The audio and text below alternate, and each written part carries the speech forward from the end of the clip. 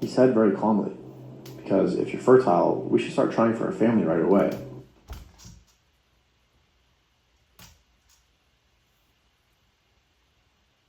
You can't make this shit up.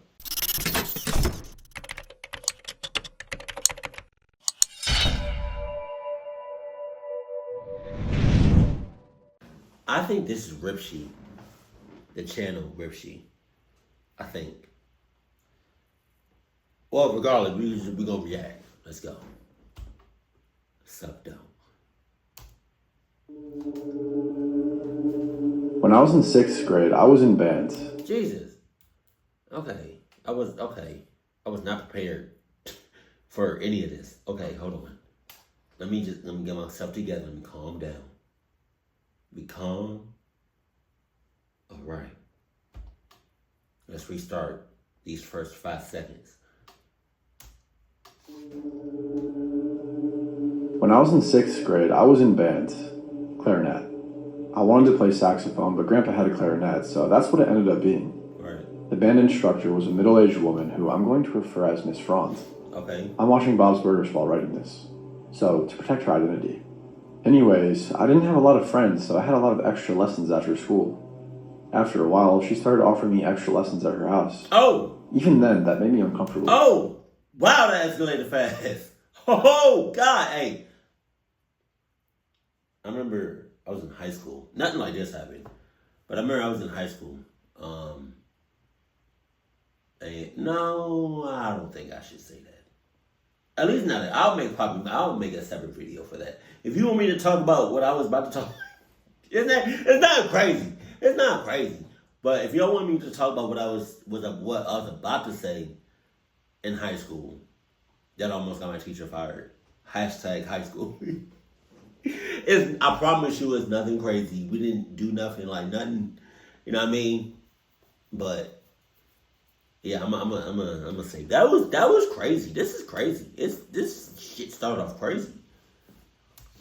And I refused. She was pretty persistent though, and would offer at least once a week. Wow. Eventually, I just stopped going back for extra lessons. Okay. Anyhow, one day, Miss Frond announced that we had been invited to be in the Christmas parade downtown. Awesome. That's great. The school is literally a year old. It's great for exposure. Did you say you was in 6th grade? How old are you in the 6th? I have to fart. I'm sorry. I know some of y'all are eating right now. And I apologize, but at least I said I was about to fart and then I did it. I didn't just randomly fart and y'all heard it. And now you know what I mean? And it's no different than what you be farting. You watching this video, you be farting. Only difference is I just do it on camera. You know? How many people you know be farting on camera? It's not a lot. I promise you it's not. We keep it raw and we keep it real on this channel. That's all we doing over here. Here. I've been in Georgia for too long. I said here. Damn. And best of all, it's fun for the kids. We were so excited. We all had extra rehearsals and the school made sure we had whatever we needed. Right. Permission slips were signed and everything went perfectly. The day of the parade, we all meet at our designated area. As we get dropped off, Miss Fromm tells the parents where to pick us up at the end, and she and some parade officials are the ones watching over us after they leave. The parade starts, and everything goes smoothly, at least from my perspective. I was so nervous, there could have been a 5-float pileup, and I wouldn't have noticed. At the end, everybody gets picked up, and I'm the last, left alone with Miss Front. Of course. Miss Front immediately grabs my hand after the last kid is out of sight, and tells me I can call my mom from her house, and she starts booking it, me in tow. I had very little experience being on my own and didn't know how to act in this kind of situation, so despite the fact that I had recently been uncomfortable around her, I went along. You know, it's really hard to believe that some of these stories are true. But then I realized the world that we live in. And it's like, stuff like this happens. Probably not a lot. I don't know, it could happen a lot. It could. It's just, it's hard to believe that stuff like this happens. But it does happen. And it's crazy because it's like, stories like these don't really get like, I don't know how to, like, either televised or social medialized.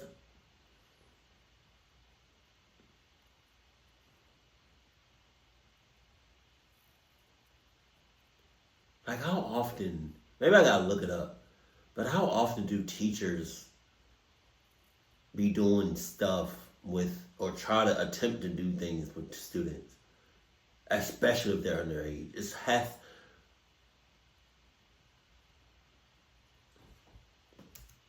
Looking back, it probably didn't look that unusual to anyone because she wasn't tall and I really shut up in 6th grade. So it's not like I was being dragged. I kept up pretty well. I couldn't tell you where in particular she took me, but it was definitely further out than where everyone else was parked. Her car is the only one in sight and she starts a beeline towards it. It was one of those dark blue-green SUVs that pretty much everyone had in the late 90s. Suddenly, I hear my name being yelled behind me. I turn and see my mom panting and sprinting towards us. Miss Fran's grip tightens and she speeds up. Oh. Mom yanked me from Miss Fran's grip and, without a word, took me to her car and we went home, where she proceeded to fawn over me, which was confusing because I was pretty much ignored 99% of the time. I had no idea what just happened. I never saw Miss Fran in school or heard anything about her ever again. I don't even know her first name to look her up, and my family never spoke about it.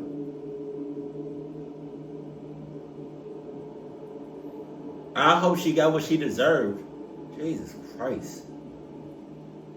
See, like it's already bad enough that she did what she did.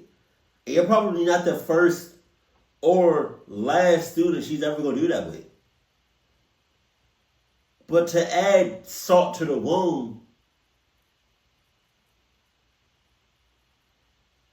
what if it makes it even worse if she had either a husband or a wife or a partner, and or she had kids of her own? Like, what are you doing?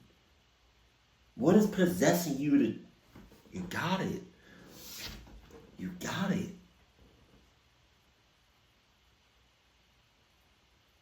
You know what's weird? One of my coworkers, I'm not going to say no names because I don't know if they watch me or not. This is so messy. One of my coworkers they used to date, right? But then he cheated on her. They still work together. We all still work together. So it's like, it's weird. He cheated on her, right? And then we got some new employees. And this woman, I don't know how old she is. She looks young. But in order for you to work in my job, you have to be 18, right? And so she been here for a few weeks, right? Bro, he has to be like in his late, either mid or late 20s. And he's just, and I'm pretty, at most, she's 18. But she looks like she's 16. Baby face, she's small, she's short. And he's just all on that. He's just all on that. Like,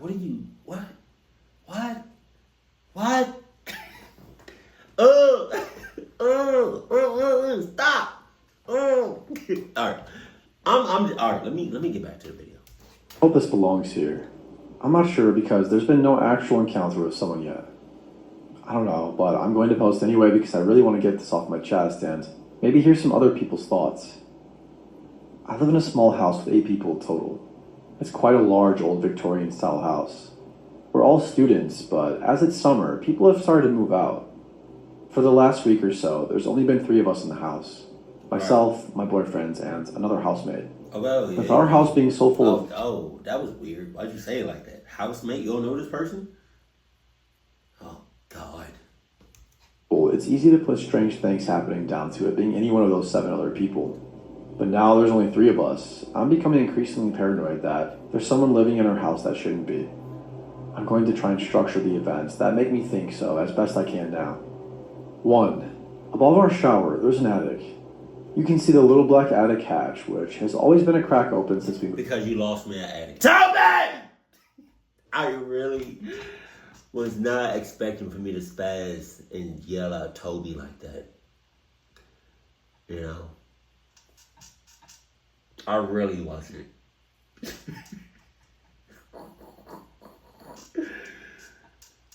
It just happened. It just happened, you know? And I'm sorry, Toby, I didn't mean to do that. It's just, you're right behind me, you know? And it's just like, I'm used to spazzing on you, but I wasn't prepared to spaz. Toby, I'm sorry. I'm sorry. It wasn't personal. It's just...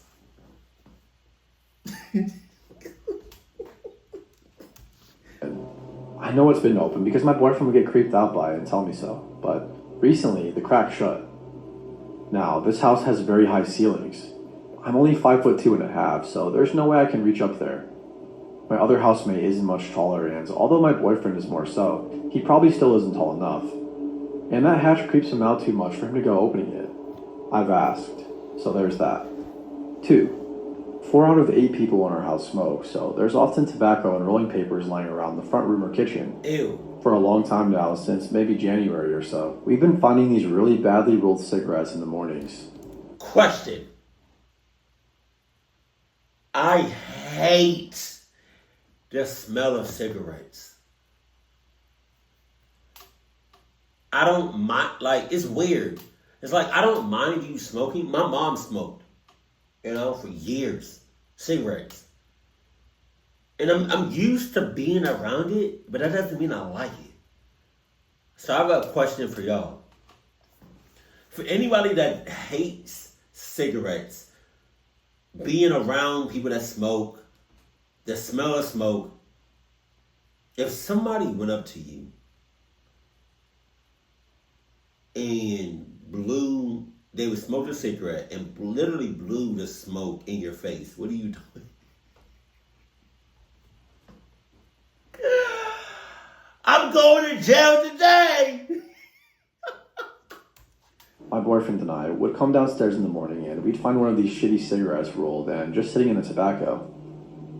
Like somebody had rolled it and then decided it wasn't good enough to smoke and just left it for us to find. At first, we had a laugh about it, assuming it was one of our housemates who smokes only when drinking and was attempting to roll secretly because of embarrassment. But then that housemate left, which brings us on to number 3. My boyfriend bought me a lollipop a few days earlier, one of those oversized swirly ones, and he and I were standing in the kitchen with cigarettes one day when I put the lollipop on the fridge. Cut to a little later, we go back and see that yet another one of these badly rolled cigarettes has appeared. Only this time, it has been half smoked and stubbed out on the lolly. Neither I nor my boyfriend would have stubbed out a cigarette on a lolly he bought me. We were the only people in the house at the time, or should have been. 4. Smaller and not exactly scary, but still another odd example of something happening. Our recycling bins were an absolute mess. We came back from the shop, my boyfriend and I, one day, and they were all neatly stacked and tidy. Weird. 5. Now, this is the thing that has weirded me out the most out of everything for some reason. My boyfriend and I had been away for the weekend, and one of our housemates was just coming back the day before we were. He said the house was creeping him out a bit, so we turned off all the lights on the day he was there alone and just stayed in his room until we got back. Okay. My boyfriend and I get home, find the other housemate, and start chatting. And mentions of odd happenings like those mentioned above came up. So we're all a bit confused, maybe a bit creeped out, but more intrigued than anything. Whatever, don't think about it. All 3 of us chat about other stuff and end up going to bed at the same time. My boyfriend and I were awake in bed for a while, so we would have heard my housemate leaving his room if he had done so, but we didn't.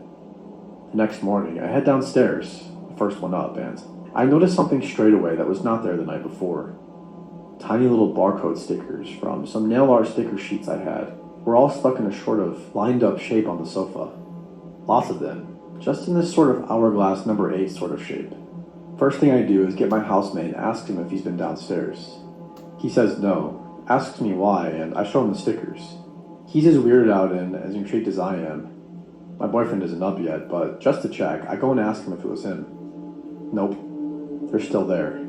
I can get a picture if anyone really wants it. We've tried taking them off, but they're little bastards to pull off. They leave marks on the sofa. Bearing in mind, we have a damage deposit on this house we all want back, so it's safe to say nobody in our house who wants that money back is going to damage furniture like that. All of these things are alongside banging and sounds like footsteps or taps, things being turned on or things being dragged across the floor. The sounds are worrying enough, but I always put it down to being an old house or one of the many other people we know living there, or even the neighbors. Another point of interest, which I only realized lately, my boyfriend lost his house keys a good while back. Anyone could have picked up these keys and found out where we lived. Jesus Christ. I'm currently at my parents' house, but the more I stay at my own house, the more it seems the only explanation for these things happening is there is someone living in our attic, and it scares the shit out of me. So much that I refuse to check.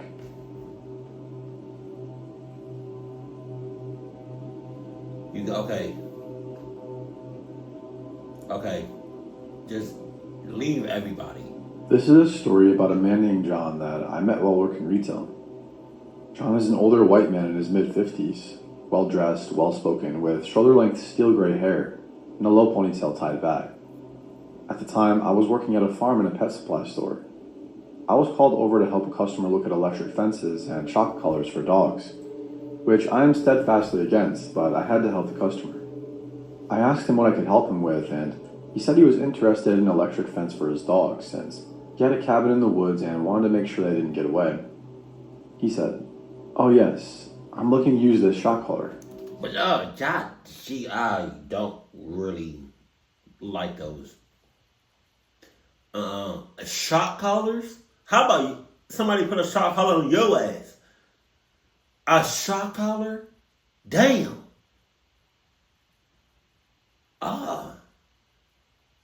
Oh man, you just made me mad. Maybe on you. Thoroughly creeped out, I tried to laugh it off and tell him no thank you. I finally got him someone who knew more than I did and thought that would be the end of it.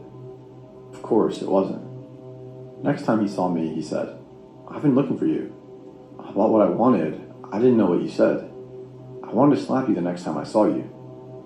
I told him if he ever hit me, I'd absolutely hit him back. So then a few days later, he told me he would really, really like to take me out to lunch one day. I politely declined. He would come into the store and look for me. I'd usually see him before he saw me. This one day that I saw him first, I hid until I thought he left, but no. He found me back in my department. He said, "Just so you know, I'm not dressed up for you today. I have a meeting with the bank, but if I didn't, I'd be taking you out for lunch. You know, I can tell you dyed your hair. You look so beautiful, but that doesn't mean anything to you, does it?" Shut up. It might mean something if you liked me back. Shut up. He was never banned from the store, even after one of my managers heard him say these things to me, but my coworkers would tell me when he was in the store and help me get away from him until he left. I haven't seen him since I quit, and I'm so thankful. You should have beat that ass. He talking crazy to you. So my sister called my family the other day and told my parents about a strange man that she and her friend came across. They had been there for about a week and were walking in the redwoods when a man appeared out of practically nowhere and I didn't say nothing. Why do the redwoods sound familiar?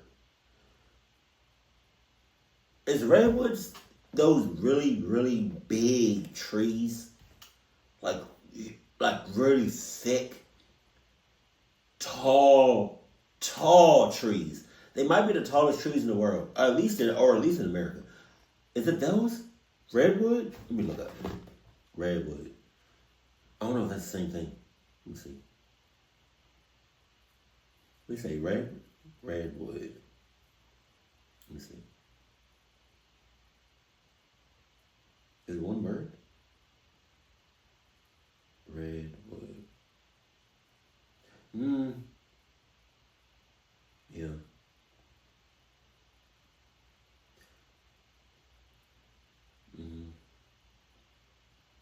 I'm guessing that's what that is. Unless you're talking about something else that's redwood. My sister claimed that he looked completely normal and was even kind of handsome, in her opinion. Wow. But he gave off a creepy vibe pretty quickly. He apparently began asking them weird questions like who they were and what they were doing out in his woods. After they explained that they were just out exploring, he quickly got annoyed and said they were liars.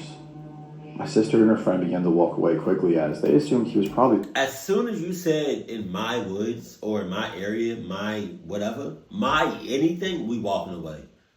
Because how the hell do you own all of it? You don't. You don't. This belongs to nature. This belongs to the planet. But I don't want to know. As soon as you said my anything, we out of there.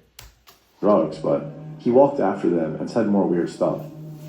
She says he even asked them to kiss each other because he knew they were lesbian lovers. And they're not lesbians, by the way. My sister's friend apparently turned around and screamed at him to leave them alone. My sister said this is where he got scary as hell.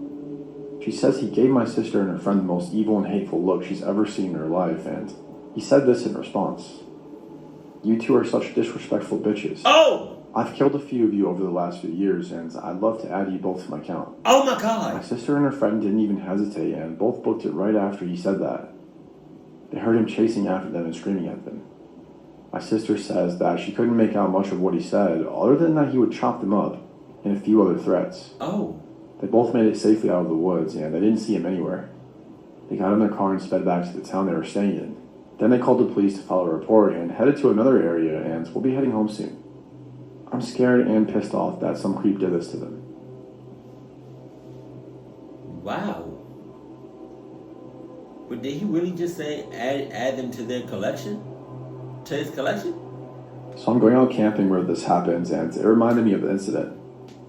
When I was about 10 or 11, my dad used to bring me fishing and hiking nearly every weekend, trying to help me cope with some bad shit that happened recently. What happened? It was just us. Always was at the time.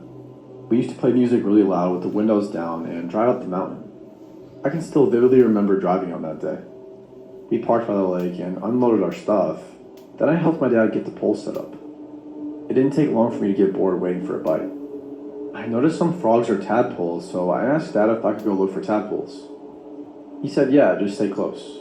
Dope. Now, I'm a 10-year-old little blonde girl in a bathing suit walking along the edge of the lake, watching the water. Wow. To the normal person, that doesn't sound appealing. Oh my God, that sounds clucked up. That sounds clucked. Get away from the water.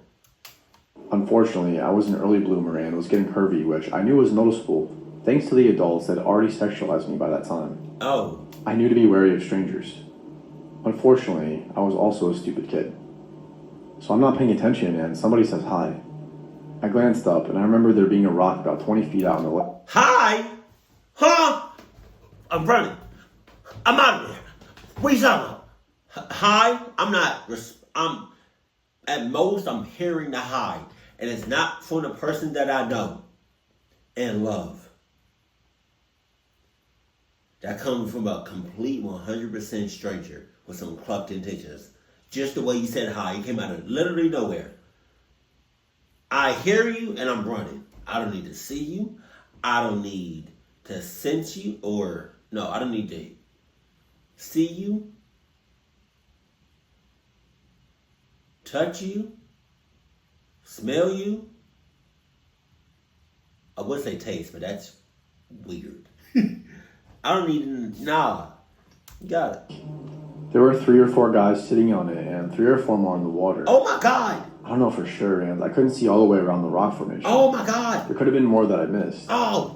Now, maybe my naivety stems from the fact that they were about the same age as my brothers, but I wasn't really concerned. In fact, I didn't give a shit. Oh. I didn't look at them again after I said hello because you guessed it. Tadpoles. They made small talk with me, which I don't remember as clearly, but I do remember them asking me what kind of dog I liked. How old are you in this story? 10? 11?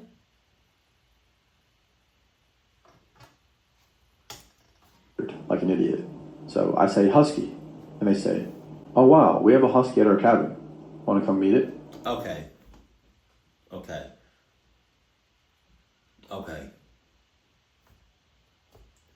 They all going to jail. Just for talking. You all going to jail just for talking like that. I said, yeah, let me go ask my dad, and turned around and walked away. I didn't walk away because I was afraid or weirded out. I literally just knew I had to ask my dad first. I never wandered off too far without telling him. So I get back to where we were fishing, and I say something dumb like, hey Dad, I met these guys about my brother's age, and they said I can meet their husky. They're so, gone. Can I go? They're gone. And he said, "The heck? No, like a normal person. But this is my dad, and he's overprotective. He's walked through a double panes door because I was missing, asleep in a closet, and stood between me and a bear more than once. He's a great dad, but I digress. So he asks more questions while standing up. He tells me to show him where I met them. I still don't consider anything as wrong. I figure he just wants to talk to him, and I still get to meet a dog. I lead him back to the spot, but they're all gone. Yeah. I'm confused, and my dad's annoyed, and I had to stay with him for the rest of the fishing trip. I'm 28 now, and didn't realize how bad this could have been if I had just gone until recently. I genuinely hadn't considered it. But now Ain't no way you 28, you just not realizing how bad the situation. You're lying. You're lying. You probably figured out how bad it was the next day. As the time I narrowly escaped possibly getting trafficked because of the age-old ask your parents rule. That's scary.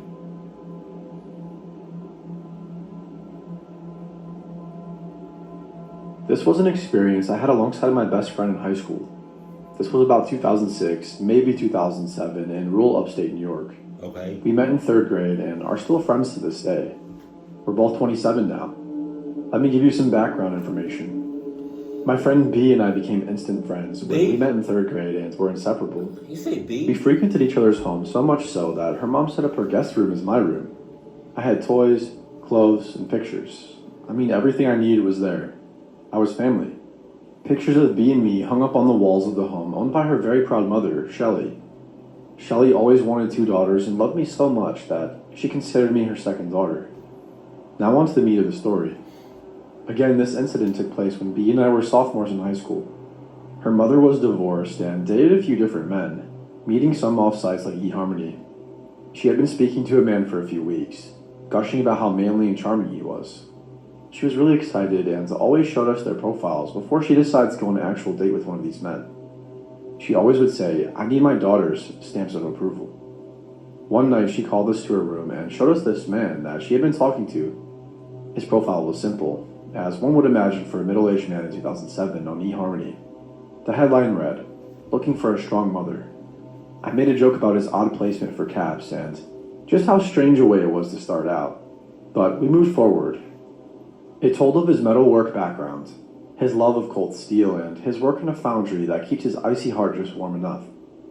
I was honest and told her it sounded off, but he was handsome, sporting black, well-groomed hair, a beard, a strong jaw, ice blue eyes, and a relatively fit body for a 40-something-year-old male. That all sounds clucked. Just saying, that sound, all them characteristics sounds like a cluck ass. I did stress about the weird vibe, and then B joked about how Shelley always picked out the antisocial ones, and we laughed, knowing this wasn't wrong. Shelley's brought some weird stories home, but what do you expect from meeting men online? We told her to go for it, so they played. What do you expect? What do you expect from meeting people online? Expect the absolute worst. Everything that could go wrong will go wrong. Expect to be clocked up. No condom necessary. Raw in it. We chafing over here. You think after meeting somebody online, it's going to be sunshine and rainbows? Huh? It's going to be white clouds and lollipops? No. No, it's not. Every time you meet somebody online, it's a clock experience. I don't even give a damn what you talking about. It was a haul for him, about a 2-hour drive. He was driving to our location where they would then take one car into town. B and I helped Shelley pick out her outfit, helped her with her hair and makeup, and then went back upstairs so she could have some time to herself before the long night. We headed up the stairs where B and I were painting a wall in her room, just listening to music and cutting up. He just let himself in the house like no big deal and just came upstairs without saying a word. Wow. No knocking, no doorbell. The dogs didn't even bark. Nothing. So we get spooked, jump and scream, and shit our pants a little when we hear a man start talking behind us. We don't know how long he had been in the house, and we don't know how long he stood behind us without speaking, but when he did speak, we shook. Well. I didn't know I was getting a 2-for-1 deal, Oh! he said quietly in a gravelly low voice. He chuckled as we stood there in shock of the stranger in our room. He sauntered over to us, like a man on a Sunday walk.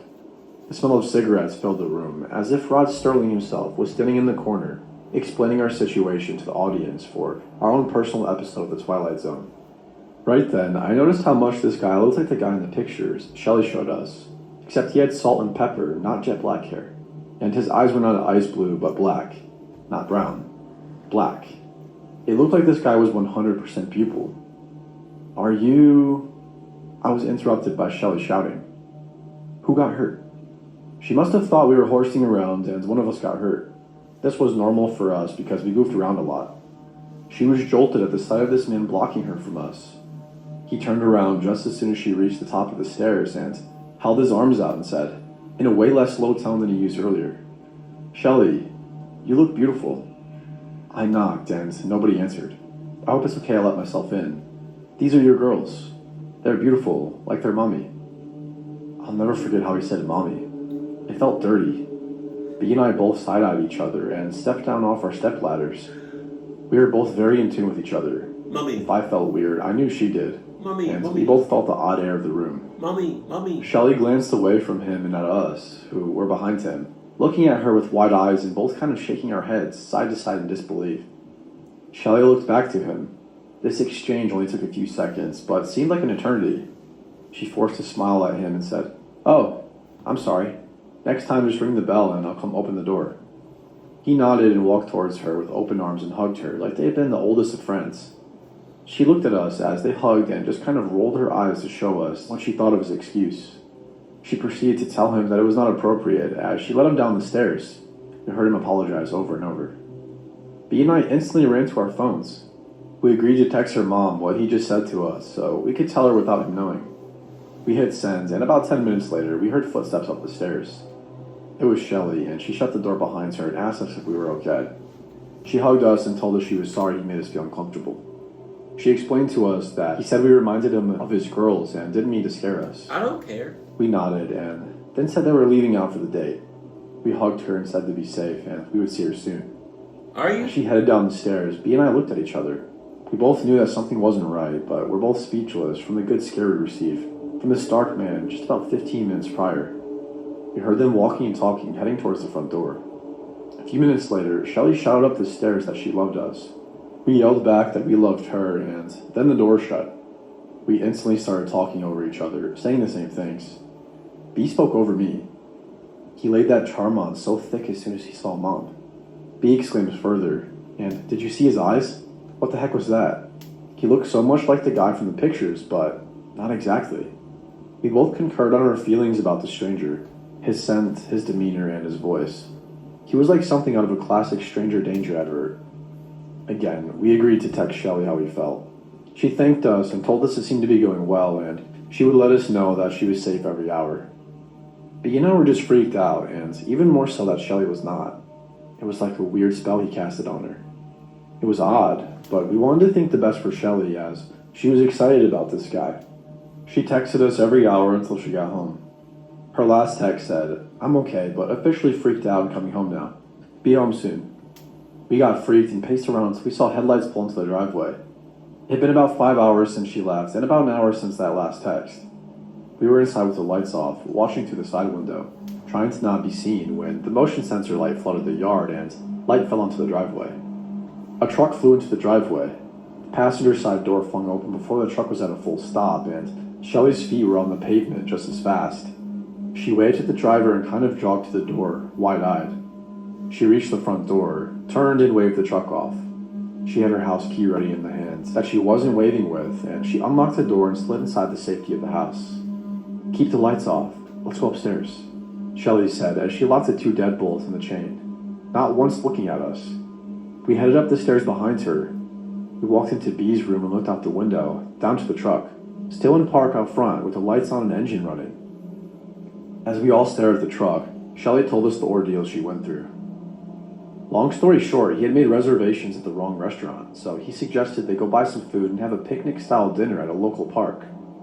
Shelley didn't do well outdoors. She was an office woman, so she declined. However, he said, I just drove so long to get here, and then hit her with, "You kind of owe me." And Shelley said that made her feel bad, knowing he drove 2 hours. So when he mentioned that he had a vacation home he could cook for her at, close by, she agreed. She said they got to the house, and it was nice enough. A log cabin near Bethel, New York, only about 35 minutes from our town. Shelley said he kept talking about how easy it was to get her alone. He also kept saying he liked strong mommies because they have such fight, but she caved. Stop saying mommy like that. Ugh. This made her skin crawl. This wasn't the man she thought it was. This also wasn't the man in the picture, and Shelley started to slowly realize this. Shelley then said she asked for a ride home due to her feeling ill. He wasn't the happiest, but he complied and stopped cooking and started looking for the keys she knew he had in his pocket. He then started asking her about our girls, referring to myself and B. This freaked Shelley out so bad, she said she was going to get someone to get her, and that he didn't like he found his keys instantly. Once they were out of the house and in the truck would not start, so they had to move to his work truck. Shelley was visibly shaken and wouldn't take her eyes off the truck in the driveway as she spilled the story out post-haste. She said there was a garage and he said they had to walk around the house to hop in the work truck. She said she felt she had no choice but to play it cool and just agree to go. She hopped out and walked around the house, and there indeed was another garage with a truck in it. The same truck that we were all currently staring at was just sitting in the driveway. "It smelled like bleach and metal," Shelley whispered. She told us on the way home he just kept asking about us. What did we do that she didn't like? What got us spankings? What were the naughty things we got in trouble for? What would she do without us? And the one question to scare you out of your pants as a parent: would you sacrifice yourself for our girls?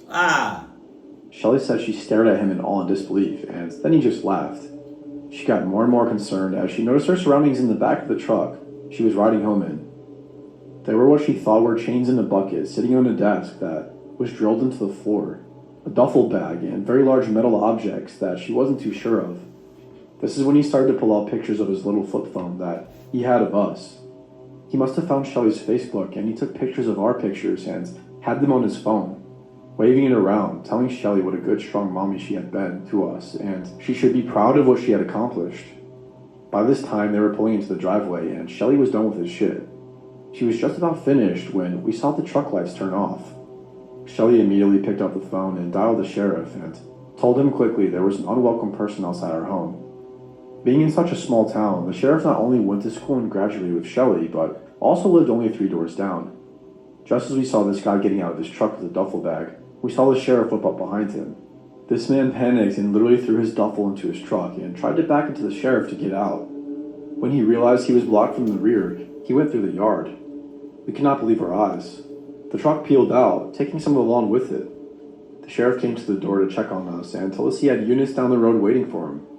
We all shared a good collective cry and rejoiced in our safety. It did, however, create some paranoia issues in the next couple of weeks due to the fact we didn't know how long he was in the house when he just let himself in. Did he put cameras anywhere? Did he mess with food in the house to hurt someone? I mean, it was bad, but we worked through it. We never heard anything about him getting caught. Well, I guarantee you, I'm throwing all that food out and I'm getting new groceries. Tough idiots. We did occasionally receive eerie messages on Facebook, 2 of which we knew were him, but we had to put that out of our minds. We haven't really heard anything from or about him since about 3 months after the incident, when the last message was received. It's been about 11 years since the incident, but we still talk about it when we can. Yeah, I don't want to talk about that no more. You can talk about somebody else. I'm not talking about that. On a rainy night in the era before cell phones, I was 18, walking a very long way home from work, and I foolishly accepted a ride home from a strange man. God damn. Small town girl living in her lonely world, and I had just gotten off a double shift. He was elderly and acted genuinely concerned for me, and I saw... He was elderly? So he was pretty sure at least 60, which in my case, if you're 60 and up, you're clocking up.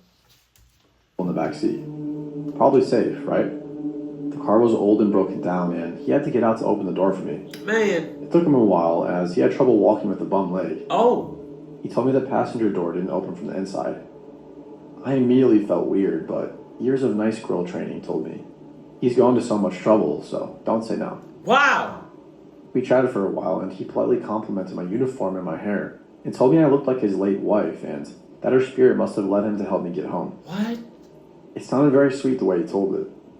The conversation turned to if I was still in school and what my hobbies were like, and gradually turned to whether or not I was on my period. Which was rude, but he acted like it was going to be the punchline of a joke, so I laughingly asked him why he would want to know.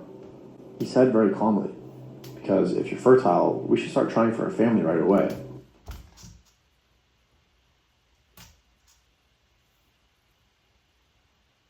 You can't make this shit up.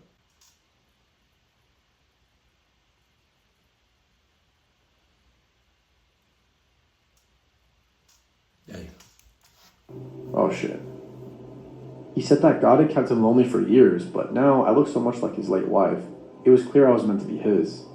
So he could start life over again and finally have lots of children like his wife was unable to do. Oh, yeah? He grabbed my hand and kissed it and said, "I can't wait to show you our new bed." He grabbed your hand and kissed it. I promise you, you grab my hand, I'm breaking bones today. I'm breaking bones today. Touch me if you want to. I'm breaking those weak, fragile bones like toothpicks. I told him I forgot something at work, and he told me I could get it tomorrow. What? I told him I needed to pee, and he said I could hold it until we got home. What? He wasn't going to let me out. We kept talking about how things were different back then, and how men are the head of the household, and women are to follow their fathers and their husbands. And God says this, and God says that. He talked about his wedding day and how his wife's father had given her to him. So I blurted out, "You're going to get my father's permission to marry me before taking me home, right? God would want that, right? You need to do that because otherwise we'd be living in sin, and the marriage bed is not holy," which I remembered from many, many, many days of church sermons. He got offended then and said he knew the Bible better than I did, and of course he knew to ask my father for permission. I told him that we couldn't live together in sin and we should go to my house before going home, and I reminded him that the street wasn't far. Still, trying to keep the conversation light and joking, I told him that's what a godly man would do, and he wholeheartedly agreed. Then we got to the street where I previously told him I lived. He asked which house was my parents'. I gave him a fake house number, far away from mine, and had him drop me off there. He wanted to come inside. I told him I needed to let my parents know about God sending me a husband before he could meet them. I said it would take a few days. Come back tomorrow. He said, "I'll give you a few minutes, but then we need to be on our way." Okay. I told him to drive around the block so I could have time to pack my clothes. He nodded and finally opened the car door.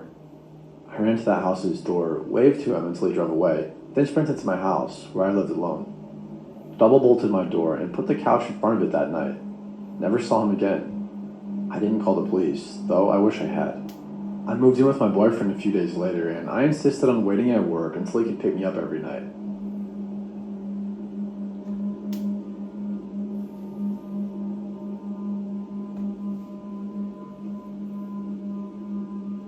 I used to deliver packages in the mail for a company in the South.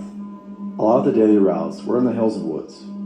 Last year, I had a route that was super deep in the country. I was used to back roads in the country now at this job at this point. There are some houses I stopped at where the driveway is super steep or some other shit. But for the most part, everybody was always super friendly out there. Country folk. Well, I had a delivery that was down this long gravel street. There were only a few houses on my journey to the house that my delivery was for. Still, at this point, I'm totally fine. There are a ton of these types of roads out here. Well, I arrive at my destination. No mailbox, no driveway, no gravel. You can make out a little bit of a path that has been made from cars driving to the house. But I'm serious when I say a little bit. The driveway is maybe 250 yards long with the house at the end of it. I'm only sketched out because I'm in the woods and land is super unpredictable back here, meaning you never know when there's just a drop-off. I'm in a huge box truck, so if one tire were to slip off the side, the whole thing would go down. So I'm driving literally probably less than a mile an hour, taking my time, being extremely cautious. As I'm making this drive back to the house, I start kind of checking out my surroundings. I pass a really old broken down truck that the ground has started to grow around.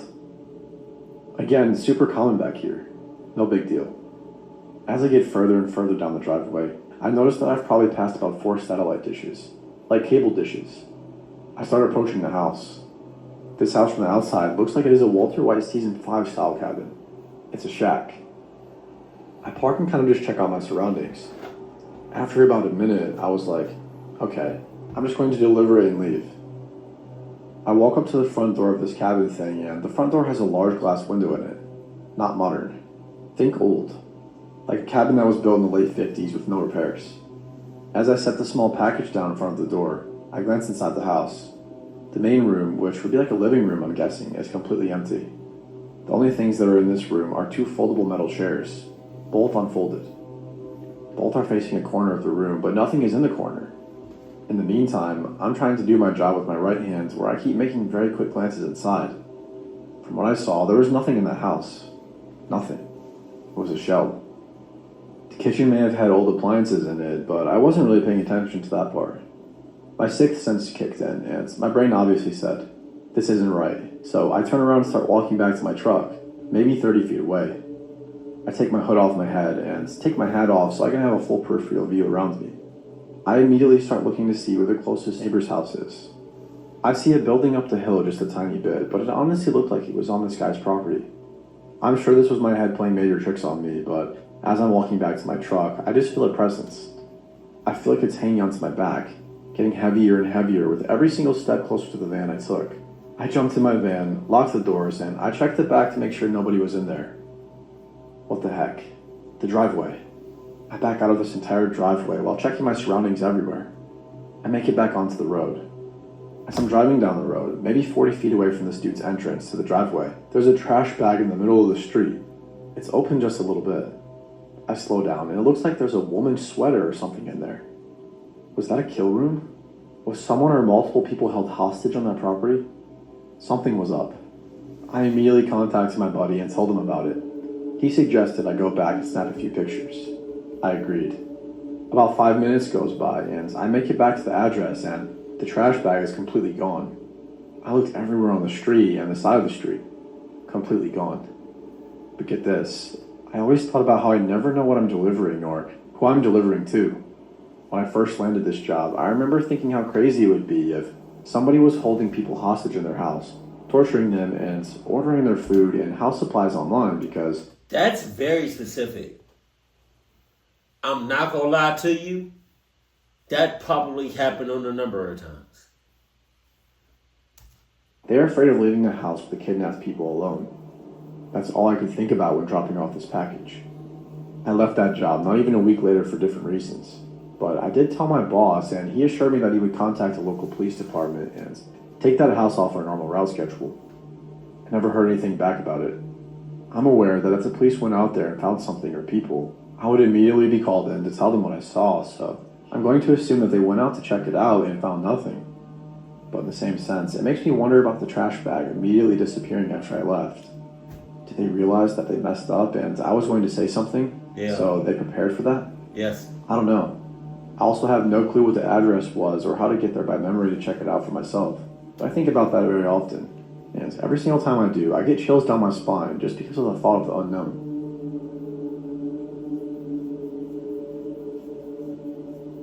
Alright. Okay, see, what's that? I recently went on a date with a guy from my school who I met on a dating app. He seemed super sweet and charming over text. Okay, so it's a dating app. Jesus Christ. Agreed to go on a date with him, especially after 2 friends told me they knew him from a class where he was generally a funny guy. We go to a small, pretty prestigious university, which also made me sure that he would be normal. So, no, that don't mean nothing. That don't mean nothing. You know? That don't mean nothing. Just because you got such and such this and such that, and you go here, and your parents are this, and they got that, and this and that, and this and that, that don't mean nothing. You can still be a creep. You can still be sus. You can still be a cahoots. You can still be a clunk ass. You can be sus hoots. You can be all of that. And then some. I don't give a fuck. You can even nobody drinking something like a... to go on a picnic, but ended up picking me up at 8:30. He texted me to reschedule at 8 and ended up showing at that time. He drove me to his apartment and, although uncomfortable, I agreed to go in because of everything I already knew about him. The apartment was only lit with 1 candle and a small glowing light on the floor, which didn't add much.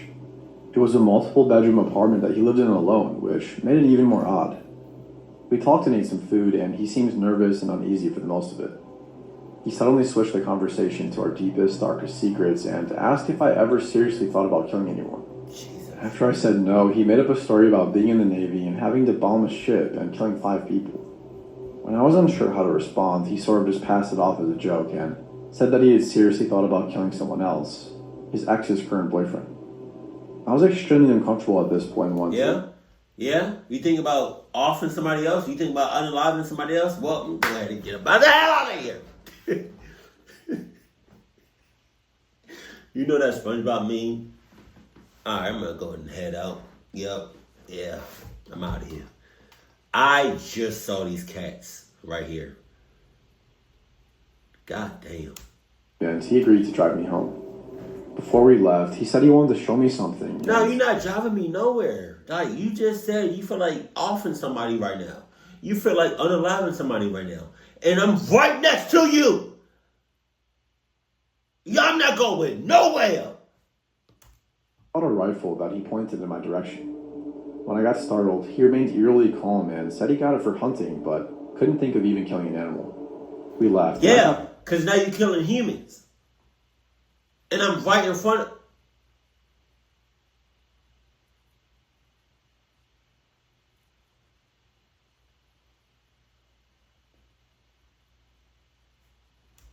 my friend's place safely. Everyone I've told has been flabbergasted about how the date went, and I can't shake the feeling that something was off about him, and it's creeping me out. Are you serious? And to clarify, I mean like something more sinister. Any thoughts on this would be appreciated.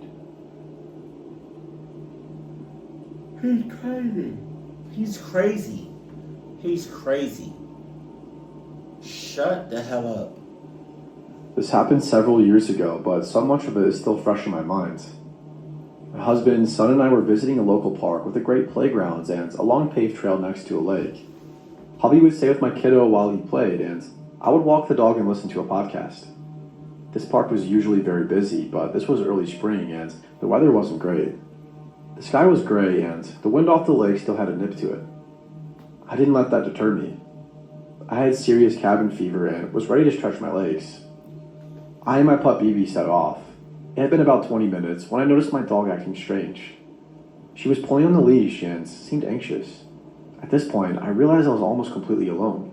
Almost. I glanced back and there was 2 men, man A and man B, walking behind me at a pretty quick... Man A, man B, and I'm about to see my way out of here because I'm not sticking around. Come on, poodle. God, we not in there. We not in there. There was nothing outwardly strange about them. I shrugged off my unease and told myself I was just being paranoid. No, you're not. I slowed a bit and let them pass me, which they did. I immediately felt better once they were well ahead of me. They were a ways away, but in my line of sight as I walked.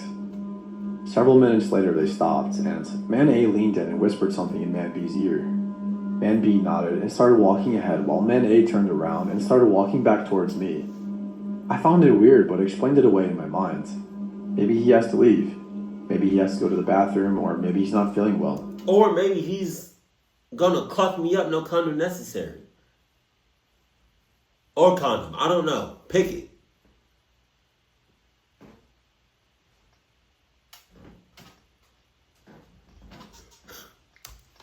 As he passed, we made eye contact, and as a reflex, I smiled and nodded at him. What? The smile I got back makes my skin crawl to this day, and looking back, I remember that my dog distinctly positioned herself between me and him. I kept walking for a while. I knew at this point I probably should have turned back, but I didn't. For the next 5 minutes or so, everything was fine. Then I realized I couldn't see Man B anymore. There was a bathroom right next to the trail, so he likely wasn't there. As I'm processing this, my dog is pulling on the leash and looking behind us. Man A is coming up fast. Not quite running, but speed walking. I decided to sit down on a bench and be on the phone with my husband when he passed. I put him on speaker and made sure to loudly say, "Yeah, I'm turning around now and should be back shortly." At the moment, my dog, who truly is the friendliest dog in the world and will love anyone who will scratch her head behind the ears, lunged at this man, snarling and barking. She's part Norwegian Elkwood, so her bark is pretty jarring. She had never once done anything like this in the 6+ years I've had her. The man sidestepped and scurried away. As soon as he was far enough away that I thought I wasn't going to get tackled from behind, I got up and booked it all the way back to my husband. Maybe it was nothing. Maybe I was being paranoid and worked myself up over nothing. But I really believe if my dog doesn't like you, it's for a reason. I'm saying.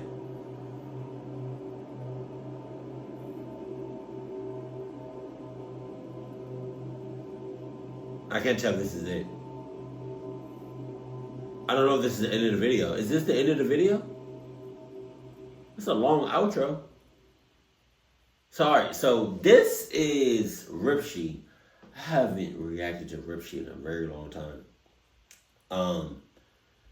It's hard to pinpoint like which story kind of like took the cake. But if y'all want me to react to more Ripshy's stories and videos, let me know in the comment section below. Man, I had a good time. Oh, was it the first story with the teacher?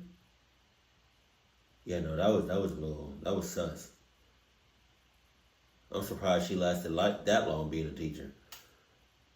But nah, yeah, that's it. Keep it cool, keep it classy, and I love you. Stay happy, my family.